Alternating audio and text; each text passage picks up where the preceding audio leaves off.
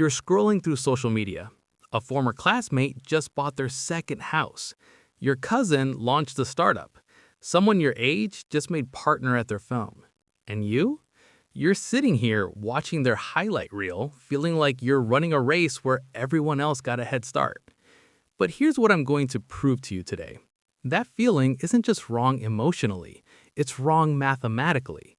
Your comparison is based on a logical fallacy so fundamental, so baked into how we process information that once you see it, you can't unsee it. Welcome to the math of why you feel behind. The highlight paradox. Let's start with a thought experiment. Imagine you're at a party with 100 people. You have awesome conversations with 10 of them. When you get home, someone asks, "How was the party?" You tell them about those 10 cool moments. You don't mention the 90 people you never spoke to or the time you stood alone pretending to check your phone. Now, here is the brain glitch. Everyone else is doing the exact same thing. Each person has their own 10 memorable moments, but when you hear their stories, you're not hearing about their 90 invisible moments. You're getting their highlight reel. Your brain makes a catastrophic math error. It compares your full 100% experience, including the boring parts and the awkward moments, against their 10% highlight reel. Mathematically, this is called sampling bias. You have complete information about yourself and incomplete, pre-filtered information about everyone else. Trying to compare them is like trying to solve a math problem with half the numbers missing. Any conclusion you draw is, by definition, invalid. The Survivorship Fallacy. During World War II, the military wanted to add armor to their planes. They analyzed the aircraft returning from combat and found most bullet holes were on the wings and fuselage. The obvious solution? Reinforce those areas. But statistician Abraham Wald said, no, put the armor where the bullet holes aren't. Why? Because the planes they were looking at had survived. The planes shot in the engines or the cockpit? They crashed. They never made it back to the hangar to be counted. This is survivorship bias, and you're making the same error when you compare yourself to successful people. When you see a young millionaire or a superstar, you are looking at a survivor. You aren't seeing the thousands of people who worked just as hard, made the same choices, but didn't get the lucky break or the perfect timing. When you feel behind an outlier, you are comparing yourself to a 1 in a million fluke. It's like being sad that you didn't win the lottery today. Winning the lottery isn't a skill you can be behind on. It's a statistical anomaly. The timeline illusion. How old was Einstein when he published his theory of relativity? He was 26.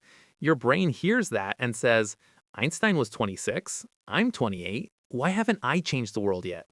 This is the yeah, but trap, or the conjunction fallacy. You're only looking at age, but life isn't just one variable. It's a massive equation. Einstein was 26, and he didn't have social media distracting him, and he had a job that let him think all day, and he lived in a specific moment in history, and he had a very specific type of brain for physics. Let's look at the actual math. If you take just 10 variables that make up a life, like health, location, family, talent, etc., and give each one just 3 possible states, the math looks like this. 3 to the 10th power equals 59,049. There are 59,049 different ways a life can be set up. The chance that you and the person you're comparing yourself to share the same setup is roughly 0.0017%. Comparing yourself to them because you are the same age is like saying a bicycle is behind a boat because they are both blue. It's mathematically nonsensical. The visibility trap. Pop quiz. What's more common? Deaths from falling airplane parts or deaths from donkey kicks? If you guessed airplane parts, you're wrong. Donkeys kill more people, but airplane deaths make the news. Donkey deaths don't. Your brain uses the availability heuristic. It thinks things that are loud or visible happen more often. Now, apply this to success. What's more common? Someone becoming a millionaire by 30 or someone building a stable, happy life by 40? Obviously, the second one. But which one floods your social media feed? The millionaire at 30. Every single time. This creates a mathematical distortion. High achievement outcomes are low probability events, but they are high visibility events. You're judging your normal probability life against what is statistically a weird accident. The multi-dimensional trap. Imagine you're playing a video game. You have a character with 5 stats: strength, intelligence, charisma, luck, and creativity.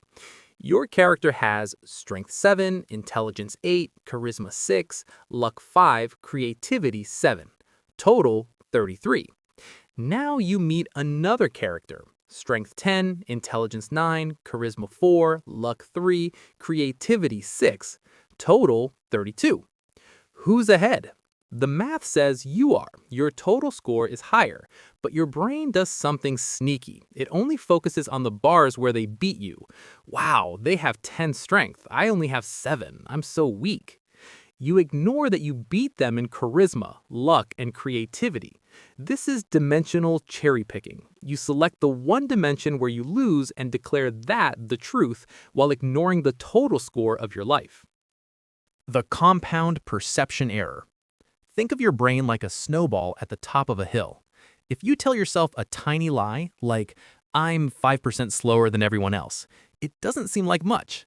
But as that snowball rolls, it compounds. Year 1, you think you're 15% behind. Year 5, you think you're 50% behind.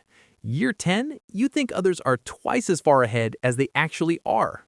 This is the snowball of lies. Because you see yourself 24/7, including the cereal and pajamas moments, but only see others when they are winning, your mental math gets more broken every year. You are rounding down your progress and rounding up theirs until the gap looks impossible to close. The logical solution. So how do we fix the math? 1. Compare complete datasets. Unless you have someone's 100% story, the comparison is null and void. 2. Acknowledge the survivors. When you see a winner, remind yourself of the thousands of missing data points who did the same thing and didn't win. 3. Add your variables. Don't just compare age. Add health, relationships, and freedom. The gap usually disappears. 4. Reverse the snowball. Start tracking your own progress accurately. Don't round down your wins. And 5. The only valid calculation. Am I better than I was last year? That is the only math problem where you have all the numbers. The truth is, you're not behind. You're running a race against phantoms, using rigged math on a course that doesn't exist. Your comparison isn't just emotionally unhealthy, it's logically invalid. The next time you feel less than, don't just try to feel better. Check your math. Remind yourself, I'm running a calculation with bad data. The conclusion is a lie. You're not behind. You've just been looking at the wrong numbers.